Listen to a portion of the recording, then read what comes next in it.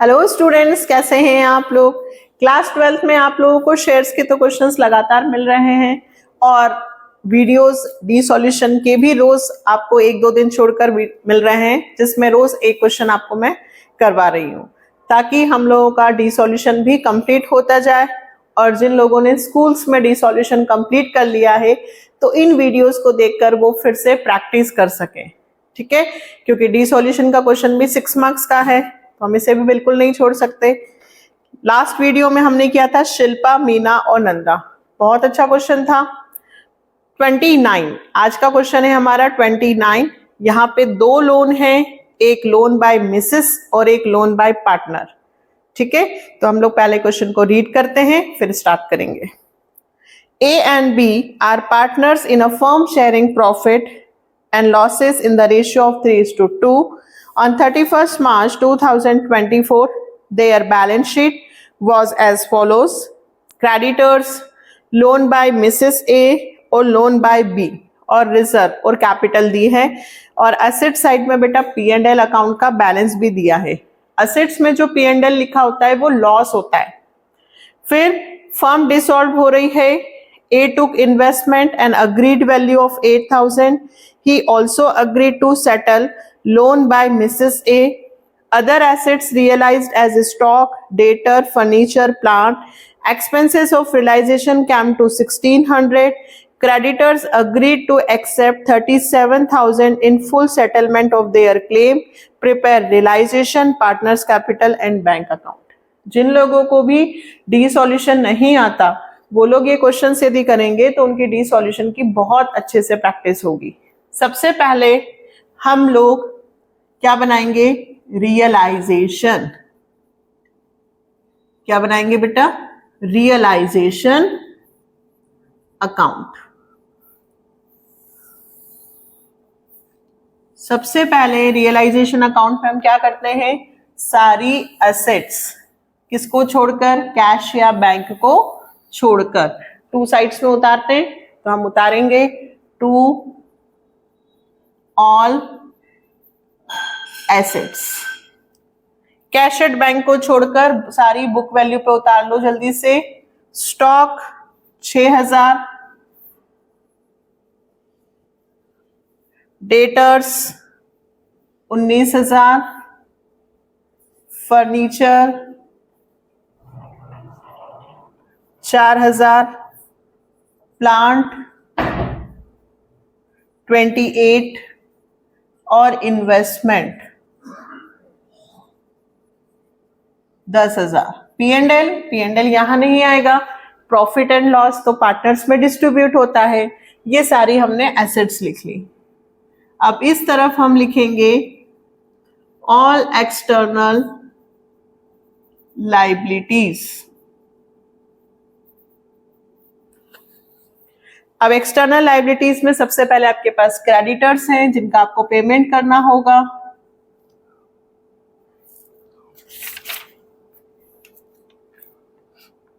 $38,000। फिर loan by Mrs A, यहां ध्यान देना ये मिसेस का लोन है। पार्टनर कौन है बेटा, ए और बी। तो ए और बी के जो लोन होंगे वो इंटरनल होंगे, लेकिन ए की पत्नी, ए का भाई, ए का दोस्त यदि होंगे तो वो एक्सटर्नल कहलाएंगे, ठीक है। उनका पेमेंट यहीं पर होगा। मिसेस है वो, मिस्टर ए नहीं है बल्कि मिसेस ए है, तो वो बाहर वाली हुई। 10,000 और लोन बाय बी ये यहां नहीं लिखेंगे, लोन बाय बी हम अलग से इसका अकाउंट बनाएंगे। फिर अकाउंट भी बना सकते हैं या पार्टनर्स कैपिटल में भी एडजस्ट कर सकते हैं, लेकिन हम अलग से अकाउंट ही बनाएंगे। तो क्रेडिटर और लोन बाय मिसेस ए कितने हुए, 8 और 48। इधर का टोटल कर लेते हैं 6,000, 19,000, 28 और 4 32, 32 और 10 42, 67,000। इतना क्लियर है असेट्स और लायबिलिटी। अब जैसा इन्होंने कहा फर्स्ट पॉइंट में, इन्होंने कहा कि ये जो इन्वेस्टमेंट है वो ए ले रहा है, तो हम इस तरफ लिखेंगे बाय एस कैपिटल अकाउंट। किस चीज के बेटा? इन्वेस्टमेंट के। अब वो था कितने का? 10 का, बट ए कितने में ले रहा है? 8 में। इससे हमें कोई मतलब नहीं है कि कितने की वैल्यू का वो कितने में ले रहा है। ये सारी एसेट्स हैं, बस आपको इस तरफ लिखनी है। पार्टनर ले रहा है तो पार्टनर के नाम से लिखना, यदि सेल करेंगे तो बैंक के नाम से। और ही अग्रीड, मिसेस ए का जो लोन है वो ए ही सेटल कर रहा है, तो यहां लिखेंगे एज कैपिटल अकाउंट, मतलब उसकी मिसेस को पेमेंट ए ही करेगा। फर्स्ट लाइन में लिखा है ए इन्वेस्टमेंट भी ले रहा है और he also agreed to settle loan, और इस लोन का पेमेंट भी ए करेगा। कितने रुपए? 10,000। तो टू एज कैपिटल। यही सिखाया है हमेशा मैंने आपको। यदि असेट्स पार्टनर ले लेता है तो पार्टनर के नाम से लिखो, यदि लायबिलिटी का पेमेंट पार्टनर करेगा तो पार्टनर के नाम से लिखो। सेकंड, अदर एसेट्स, बाकी सारी एसेट्स से पैसे रियलाइज्ड हुए। अगर क्वेश्चन में बैलेंस शीट में कैश एट बैंक दिया है तो आप हर जगह बैंक वर्ड यूज करोगे। तो बाय बैंक किन किन से आपको कितना कितना पैसा मिला? स्टॉक से मिले हैं 5,000, डेटर्स से मिले हैं आपको 18,500, फर्नीचर से मिले हैं आपको 4,500 और प्लांट से मिले हैं आपको 25,000। ठीक है, तो ये सारी चीजें हमें मिली। 5,000 प्लस 18,500, 4,500 और 25,000, 53,000 रुपीज आपको सारी एसेट्स को सेल करने से मिल गए। चेक कर लो, सारी एसेट्स हो गई है, स्टॉक, डेटर, फर्नीचर, प्लांट, हाँ इन्वेस्टमेंट, सारी एसेट्स इधर आ गई। अब क्या करना है? एक्सपेंसेस हुए हैं 1,600 और क्रेडिटर्स को पेमेंट करना है। क्रेडिटर्स इधर है तो पेमेंट इधर होगा। किस नाम से होगा? To bank account. क्रेडिटर्स के हम लोग पेमेंट करेंगे 37,000 और डिसोल्यूशन एक्सपेंसेस, फर्म जो भी पैसा खर्च करती है वो सब इस तरफ लिखते हैं 1,600 रुपए। तो टोटल हो गया 38,600। ठीक, क्वेश्चन कंप्लीट हो गया। लायबिलिटी, असेट्स, लायबिलिटी का पेमेंट हो गया, असेट्स रियलाइज्ड हो गई, बस इतना सा तो काम होता है। अब हम चेक करें प्रॉफिट आ रहा है कि लॉस, इधर भी लॉस ही आ रहा है, ये साइड बड़ी दिख रही है।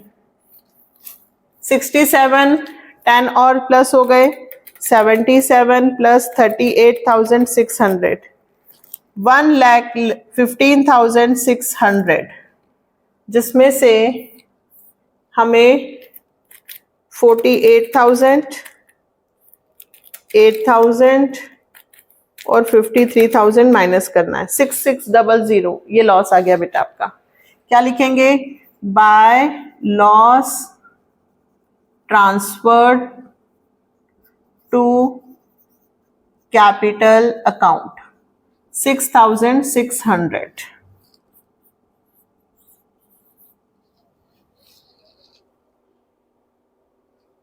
किस रेशियो क्या दिया है? 3:2। तो ए और बी में डिस्ट्रीब्यूट कर दो। 6,600 इंटू 3 डिवाइडेड बाई 5, 3,960 और 2,640। ठीक है, अब क्या बनेगा? Partners capital, partners capital account,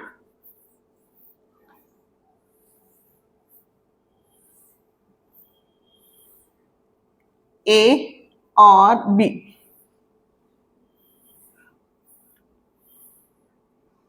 A और बी। ठीक है, सबसे पहले पार्टनर्स कैपिटल में सबसे पहले हम क्या उतारेंगे? दोनों की कैपिटल बाय बैलेंस बीडी। कितना? ए में 10,000 और बी का कितना 8,000। फिर क्वेश्चन में रिजर्व दिया है बेटा, तो रिजर्व बांट दो बाय रिजर्व, कितना होगा 5,000, तो 5,000 का 3/5, 3,000 और 2,000। फिर इस तरफ देखो असेट्स में प्रॉफिट एंड लॉस दिया है, तो ये लॉस है 2 में डिस्ट्रीब्यूट होगा, 2 P&L अकाउंट 7,500 इंटू 3/5, 4,500 और 3,000। ठीक है, ये तो हमको सबको पता है, हम लोगों ने पूरी पार्टनरशिप की है। बैलेंस शीट में रिजर्व WCR कुछ भी होता है तो हम इस तरफ बांटते हैं, और इधर P&L दिया हो तो इस साइड, अपोजिट साइड। अब इसके बाद पार्टनर का नाम देखो, यहां लिखा है 2A's कैपिटल, लिखा है 2A's कैपिटल, तो मुझे पार्टनर्स कैपिटल में इस तरफ लिखना होगा बाय रियलाइजेशन अकाउंट। ए के इसमें लिखने पड़ेंगे 10,000 रुपए। ठीक है, क्योंकि ए ने पेमेंट किया था तो फर्म ए को पे करेगी। इस तरफ देखिए, इधर ए ने इन्वेस्टमेंट ले लिया है तो इसके पैसे काट लेंगे हम टू रियलाइजेशन। अगर ए खर्चा करेगा तो फर्म पेमेंट करेगी, यदि ए कोई एसेट्स ले लेगा तो फर्म उसका पैसा कट कर लेगी, वो मतलब है उसका। नहीं समझ में आता तो सिर्फ इतना कि भाई जो भी पार्टनर्स के नाम डेबिट में है वो सारे मैं क्रेडिट में लिखूंगी, और जो क्रेडिट में नाम है वो डेबिट में लिखेंगे। और ये रहा, है ना, इस तरफ जो आ रहा है इसका मतलब वो सारा पैसा पार्टनर्स को देना होगा। रियलाइजेशन लॉस के पैसे भी पार्टनर्स को पे करने होंगे। कितने कितने पे करने होंगे? इतने। अब देखो, ये वाला पैसा इनको मिलेगा, ये वाला पैसा इनको देना होगा। लेना देना करके फाइनली देखेंगे कि फर्म कितना पे करेगी। तो फर्म यहां हो रहे हैं 10 और 20, 3 और 23,000, और इधर हो रहे हैं 10,000। तो टू बैंक अकाउंट ए का 4,500 प्लस 8,000 प्लस 3,960, जिसमें से मैं 23 माइनस कर दूंगी तो 6,540 इतना पेमेंट ए को किया जाएगा। 6,540। अब किसकी बात करें? बी। 10,000 में से उसका 3,000 का लॉस P&L का और 2,640 उसका रियलाइजेशन का लॉस, तो उसे मिलेंगे 4,360। ये पैसे फर्म दोनों पार्टनर्स को पे करेगी। अब लोन, क्वेश्चन में देखो छोटा सा लोन अकाउंट भी बनेगा। किसका लोन? बीस लोन। छोटा सा बनाना है, इतना सा। इस तरफ लिखा है ना लोन बाय बी, तो इधर लिखना बाय बैलेंस BD, मतलब बी का लोन है हमारे पास 15,000 रुपए का, इसका भी हम पेमेंट कर देंगे, तो हम लिखेंगे टू बैंक अकाउंट 15,000, बस इतना सा। अलग से बनाना होता है। किसका अलग से बनाना होता है? पार्टनर्स का। पार्टनर का लोन अलग से बनता है। पार्टनर का पेमेंट फर्म के पेमेंट के बाद होता है, इसलिए पार्टनर का लोन अलग से बनेगा। सिर्फ बैलेंस उतार के पेमेंट करना।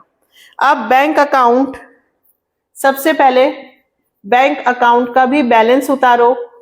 बैंक हमारी असेट्स होती है, इसलिए इसका बैलेंस कहाँ लिखेंगे? डेबिट साइड में। सबसे पहले बैलेंस उतारना, फिर यहां से ढूंढो बैंक, ये रहा कितने रुपए, ये 2 है, तो मैं कहाँ लिखूंगी बताओ? By realisation. यही सिखाया है कि जितने भी बैंक के पैसे होंगे डेबिट वाले, वो क्रेडिट में जाएंगे, क्रेडिट वाले के डेबिट में। ये क्रेडिट है तो ये डेबिट में आ जाएगा। To realisation. फिर वापस से बैंक ढूंढो, ये रहा बैंक। 2 है तो बाय में लिखेंगे बाय एस कैपिटल,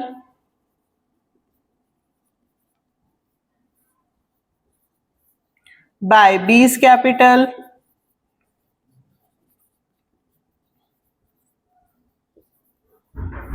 और बाय बीज लोन।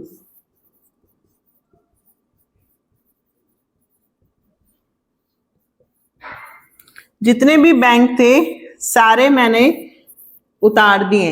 ये पैसा आया है और वो पैसा फर्म के पास से गया है। दोनों तरफ का बैलेंस इक्वल आएगा, क्योंकि जितना पैसा हमारे पास आया होगा हमने उतना ही पेमेंट किया होगा, उससे ज्यादा तो पेमेंट कर नहीं सकते फर्म। तो 64500 इतने पैसे हमारे पास आए और हमने